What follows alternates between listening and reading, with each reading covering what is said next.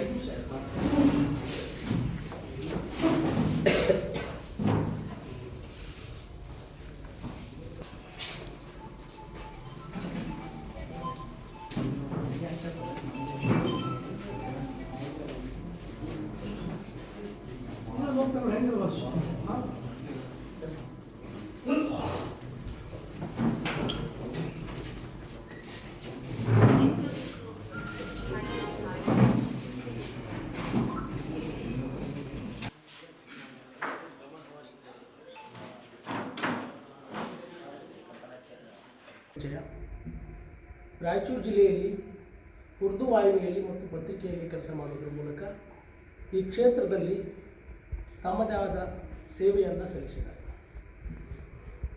ಬಹುತೇಕ ರಾಯಚೂರು ನಗರ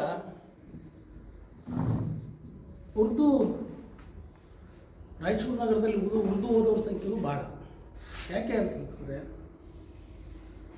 ಕಳೆದ ನಾನು ಕೂಡ ಈ ಪತ್ರಿಕಾ ಕ್ಷೇತ್ರಕ್ಕೆ ಕಾಲಿಟ್ಟಾಗ ಉರ್ದು ಪತ್ರಿಕೆಗೆ ಕನ್ನಡದಲ್ಲಿ ಸುದ್ದಿ ಬರೆಯೋದ್ರ ಮೂಲಕ ಉರ್ದು ಪತ್ರಿಕೆಯಲ್ಲಿ ಕೆಲಸ ನಿರ್ವಹಿಸಿದಂಥ ಅನುಭವ ನನಗಿರೋದ್ರಿಂದ ನಾನು ಕನ್ನಡದಲ್ಲಿ ಬರೆದ್ರೆ ಉರ್ದುನಲ್ಲಿ ಟ್ರಾನ್ಸ್ಲೇಷನ್ ಮಾಡುವಂಥದ್ದು ಇತ್ತು. ಬಹುತೇಕರು ಇಲ್ಲಿ ಉರ್ದು ಓದುಗರನ್ನು ಹೊಂದಿದಂಥ ರಾಯಚೂರು ನಗರದಲ್ಲಿ ಉರ್ದು ಪತ್ರಿಕಾ ಕ್ಷೇತ್ರದಲ್ಲಿ ಕೆಲಸವನ್ನು ಮಾಡಿದಂಥ ಸೈಯದ್ ನಸೀಂ ಅಶ್ರಫ್ ಅವರು ನಮ್ಮೆಲ್ಲರನ್ನ ಬಿಟ್ಟು ಆಗಲಿದ್ದಾರೆ. ಹೀಗಾಗಿ ಅವರ ಆತ್ಮಕ್ಕೆ ಶಾಂತಿಯನ್ನು ಕೋರ್ತೇನೆ. ಈ ಕ್ಷೇತ್ರ ಬಿಡುವಿಲ್ಲದೆ ಕೆಲಸ ಮಾಡುವಂಥ ಕ್ಷೇತ್ರ, ಪತ್ರಿಕೋದ್ಯಮ ಕ್ಷೇತ್ರ. ಹಗಲು ರಾತ್ರಿ ಅಂತೆ ಯಾವುದೇ ನಿಗದಿತ ವೇಳೆ ಇದಕ್ಕಿಲ್ಲ. ಹಾಗಾಗಿ ನಾವೆಲ್ಲರೂ ಪ್ರತಿಯೊಬ್ಬರೂ ಕೂಡ ಆರೋಗ್ಯದ ಕಡೆಗೆ ಕಾಳಜಿಯನ್ನು ವಹಿಸಬೇಕಾಗಿದೆ. ಇಡೀ ನಾವೊಬ್ಬರೇ ಅಷ್ಟಲ್ಲ, ನಮ್ಮಿಂದ ಇಡೀ ಕುಟುಂಬ ಇರೋದರಿಂದ ನಾವು ಕೂಡ ಆರೋಗ್ಯಕ್ಕೆ ಒತ್ತು ನೀಡಬೇಕಾಗಿದೆ. ಕಳೆದ ಕೆಲ ದಿನಗಳಿಂದನೇ ಯಾರು ನಮ್ಮ ಬೆಳಗಾವಿಯಲ್ಲಿ ಕರ್ತವ್ಯ ನಿರ್ವಹಿಸುವಂಥ ಸಂಜಯವಾಣಿ ವರದಿಗಾರರು ಕೂಡ ಹೃದಯಘಾತದಿಂದ ನಿಧನ ಆದರು.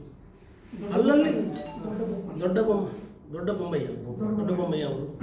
ಹಾಗೆ ಪ್ರತಿಯೊಂದು ಜಿಲ್ಲೆಯಲ್ಲೂ ಕೂಡ ಬಹುತೇಕರು ನಮ್ಮವ್ರನ್ನ ನಾವು ಅಕಾಲಿಕವಾಗಿ ಕಳೆದುಕೊಳ್ಳುವಂಥದ್ದು ಆಗ್ತಾ ಇದೆ. ನಮ್ಮನ್ನು ನಂಬಿ ಇಡೀ ಕುಟುಂಬ ಇರೋದರಿಂದ ನಾವು ಕೂಡ ವೃತ್ತಿಯ ಜೊತೆಗೆ ಆರೋಗ್ಯಕ್ಕೂ ಕೂಡ ಒತ್ತನ್ನು ನೀಡಬೇಕಾಗಿದೆ. ಸೈಯದ್ ನಸೀಂ ಅಶ್ರಫ್ ಅವರು ಇನ್ನೂ ಚಿಕ್ಕವರು. ಇಷ್ಟು ಬೇಗ ಅವರು ನಮ್ಮನ್ನು ಬಿಟ್ಟು ಹೋಗಬಾರ್ದಾಗಿತ್ತು. ಇನ್ನೂ ತಮ್ಮ ಜವಾಬ್ದಾರಿಯನ್ನು ಪೂರೈಕೆ ಮಾಡಿಲ್ಲ. ಇನ್ನು ಮಕ್ಕಳ ಮದುವೆ, ಸಾಕಷ್ಟು ಮಾಡುವಂಥ ಕೆಲಸಗಳು ಅವ್ರ ಮುಂದೆ ಇನ್ನೂ ಇತ್ತು. ಅವರ ಅಕಾಲಿಕ ಸಾವು ಇಡೀ ಕುಟುಂಬಕ್ಕಷ್ಟೇ ಅಲ್ಲ, ಪತ್ರಿಕಾ ಕ್ಷೇತ್ರಕ್ಕೂ ಕೂಡ ನಷ್ಟವನ್ನು ತಂದಿದೆ. ಕಳೆದ 10 ವರ್ಷಗಳಿಂದ ಉರ್ದು ವಾಹಿನಿಯಲ್ಲಿ ಕೆಲಸ ಮಾಡುತ್ತಿದ್ದಂಥ ನಸೀಂ ಅವರು 2 ವರ್ಷಗಳಿಂದಷ್ಟೇ ರಾಯಚೂರು ಜಿಲ್ಲೆಯ ಪ್ರತಿನಿಧಿಯಿಂದ ಅವರನ್ನು ತೆಗೆದಿದ್ದರು. ಹೈದರಾಬಾದ್ನಲ್ಲಿ ಡೆಸ್ಕ್ನಲ್ಲಿ ಉರ್ದು ವಾಹಿನಿಯಲ್ಲಿ ರಾಮೋಜಿರಾವ್ ಕಟ್ಟಿದಂಥ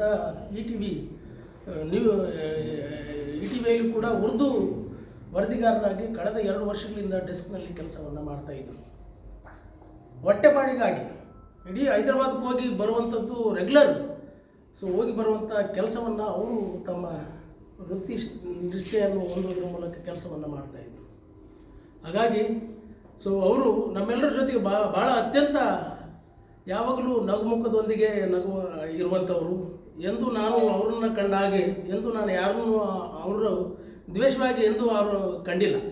ಬಹುತೇಕ ಯಾರ ಜೊತೆಗೆ ಮಾತಾಡಿದ್ರು ಭಾಳ ಹೆಚ್ಚು ಕೂಡ ಮಾತಾಡ್ತಾ ಇದ್ದಿಲ್ಲ ಮನುಷ್ಯ.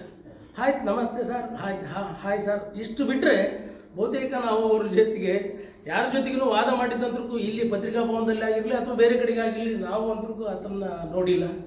ಹಾಗಾಗಿ ಸರಳ ಮೃದು ಸ್ವಭಾವದ ಸೈಯದ್ ನಸೀಮ್ ಅಶ್ರಫ್ ಅವರು ನಮ್ಮೆಲ್ಲರನ್ನ ಬಿಟ್ಟಾಗಲಿದ್ದಾರೆ. ಅವರ ಆತ್ಮಕ್ಕೆ ಶಾಂತಿ ಸಿಗಲಿ, ಅವರ ಕುಟುಂಬಕ್ಕೆ ದುಃಖ ಸಹಿಸಿಕೊಳ್ಳುವ ಶಕ್ತಿಯನ್ನು ನೀಡಲಿ ಅಂತ ಪ್ರಾರ್ಥಿಸ. ಯಾವುದೇ ಏನಾದರೂ ನಾನು ಯಾವುದಾದ್ರೂ ಕಾರ್ಯಕ್ರಮದಲ್ಲಿ ಸರ್ ಪ್ರಶ್ನೆ ಕೇಳಬೇಕು ಸರ್, ನೀವು ಉರ್ದು ಜನ ಭಾಳ ಅದಾರ, ನೀವು ಪ್ರಶ್ನೆ ಕೇಳಬೇಕು ಮುಸ್ಲಿಮರಿಗೆ ಸಂಬಂಧಪಟ್ಟಂಗೆ ಏನೋ ಸಮಸ್ಯೆಗಳಿದ್ರೆ ಇಲ್ಲ ಸರ್ ನೀವೆಲ್ಲ ಕೇಳ್ತಿದ್ರಲ್ಲ, ನೀವು ಕೇಳ್ತೀನಿ ಆಯ್ತು, ಯಾವುದರಲ್ಲಿ ಪ್ರಶ್ನೆ ಕರೆಕ್ಟ್ ಇದೆ ನೀವೆಲ್ಲ ಕೇಳ್ತಿರಲ್ಲ ಆಯ್ತು ಅದೇ ಅಂತ ಹೇಳ್ತಿದ್ರು. ಅವ್ರು ಇತ್ತೀಚೆಗೆ ಹೈದ್ರಾಬಾದ್ಗೆ ಆದಾಗ ನನಗೆ ಹೇಳಿದ್ರು, ನಾನು ಇಲ್ಲಿಂದ ಅಪ್ ಆ್ಯಂಡ್ ಡೌನ್ ಮಾಡ್ತಿದ್ದೀನಿ ಸರ್ ಅಂತಂದರು. ನಾವು ಇಲ್ಲದಿಲ್ಲೇ ಯಾವುದಾದ್ರೂ ನಮ್ಮ ಊರುಗಳಿಗೆ ಹೋಗಿ ಬರೋಕ್ಕಾಗ್ತಿಲ್ಲ ನಮಗೆ ಅಂಥದ್ದು. ಹೈದ್ರಾಬಾದ್ಗೆ ಹೋಗಿ ಬರ್ತಿದ್ರು, ಮತ್ತು ಪ್ರತಿದಿನ ಸಾಯಂಕಾಲ ನೈಟ್ ಬರ್ತಿದ್ರಂತೆ. ಎಲ್ಲೋ ಒಂದು ಕಡೆ ಒತ್ತಡಕ್ಕೆ ಸಿಲುಕೊಂಡ್ರೇನೋ ಅಂತ ನನಗೆ ಅನ್ನಿಸ್ತಿದೆ. ಈ ವೃತ್ತಿ ಮತ್ತು ಮನೆಯ ಒಂದಷ್ಟು ಜವಾಬ್ದಾರಿಗಳು ಕೂಡ ಇರ್ತವೆ. ಇತ್ತೀಚೆಗೆ ಅವ್ರ ಮಗನಿಗೆ ಕೂಡ ಬಿದ್ದು ತಲೆಗೆ ಪೆಟ್ಟಾಗಿದೆ ಸರ್ ಅಂತ ಅಂದಿದ್ದರು. ಅಂದಾಗ ನಾವು ಸ್ವಲ್ಪ ತೋರಿಸ್ಬೇಕಿತ್ತು ಸರ್ ಅಂತ ಹೇಳಿದಾಗೆಲ್ಲ ತೋರಿಸ್ತಾ ಇದ್ದೀನಿ ಸರ್, ಆನ್ ಟ್ರೀಟ್ಮೆಂಟ್ ಇದ್ದಾರೆ ಅಂತ ಹೇಳಿದೆ. ನಿಜವಾಗ್ಲೂ ಅವರು ಇನ್ನೂ ಒಂದಷ್ಟು ಜವಾಬ್ದಾರಿಗಳನ್ನು ಮನೆಯಲ್ಲಿ ನಿಭಾಯಿಸಬೇಕಾಗಿತ್ತು ಅಂತ ನನಗೆ ಅನಿಸ್ತದೆ. ಮಕ್ಕಳು ಇನ್ನೂ ಚಿಕ್ಕವರು, ಅವರು ಇನ್ನೂ ಜವಾಬ್ದಾರಿಗಳು ಹಂಚಿ ಇದಾದರೆ ಏನು ಅನಿಸ್ತಿರಲಿಲ್ಲ. ಅವ್ರ ಕುಟುಂಬ ನಿಜವಾಗ್ಲೂ ಆಘಾತದಲ್ಲಿದೆ ಅಂತ ನಾನು ಭಾವಿಸ್ತೀನಿ. ಹಂಗಾಗಿ ಅವರು ಇದಾದಾಗ ನನಗೆ ಪಾಷ ಹೇಳಿದ್ರು ಹಿಂಗಾಗಿದ್ದಾನೆ ಅಂತ ಹೇಳಿ. ಇಲ್ಲಿ ಪ್ರೆಸ್ ಮೀಟಾಗಿ ಕೂತ್ಕೊಂಡ ನಮ್ಗೆ ಗೊತ್ತಾಗಲಿಲ್ಲ. ಬೆಟ್ದೂರು ಹಾಸ್ಪಿಟ್ಲಲ್ಲಿ ಅಡ್ಮಿಟ್ ಆಗಿದ್ದಾರೆ ಹಿಂಗಾಗಿದೆ ಅಂತ ಅಂದು. ಸಡನ್ನಾಗಿ ಒಂದು 5-10 ನಿಮಿಷದಾಗೆ ಮತ್ತೆ ಇಲ್ಲ ಅವರು ಡೆತ್ ಆದ್ರೆ ಅಂತ ಹೇಳಿದಾಗ ಭಾಳ ಆಘಾತ ಆಯಿತು. ಏನು ಒಮ್ಮೆದೊಮ್ಮೆಲೆ ಅಷ್ಟು ಇದಂತ ಲೋ ಬಿ ಪಿ ಆಗಿತ್ತು, ಮತ್ತು ಆಮೇಲೆ ಅವರಿಗೆ ಬಿ ಪಿ ಇದಾಗಿ ಹಾರ್ಟ್ ಇದಾಯಿತು ಅಂತ ಹೇಳಿದರು.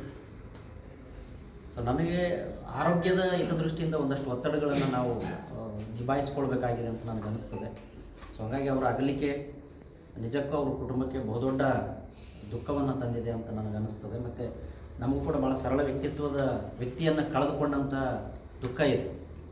ಹಾಗಾಗಿ ಅಂತಹ ವ್ಯಕ್ತಿತ್ವವನ್ನು ನಾವು ಕೂಡ ರೂಢಿಸ್ಕೊಳ್ಬೇಕು. ಎಲ್ಲರ ಜೊತೆಗೆ ಭಾಳ ಪ್ರೀತಿಯಿಂದ ಸ್ನೇಹದಿಂದ ಮಾತನಾಡುವಂಥ ವ್ಯಕ್ತಿತ್ವ ಅವ್ರದ್ದು. ಅವ್ರ ಅಗಲಿಕೆ ನಮ್ಮೆಲ್ಲರಿಗೂ ದುಃಖ ತಂದಿದೆ. ಹಾಗೆಯೇ ಅವರ ಕುಟುಂಬಕ್ಕೆ ಆ ಭಗವಂತ ದುಃಖ ಭರಿಸುವಂಥ ಶಕ್ತಿಯನ್ನು ಕೊಡಲಿ ಅಂತ ನಾನು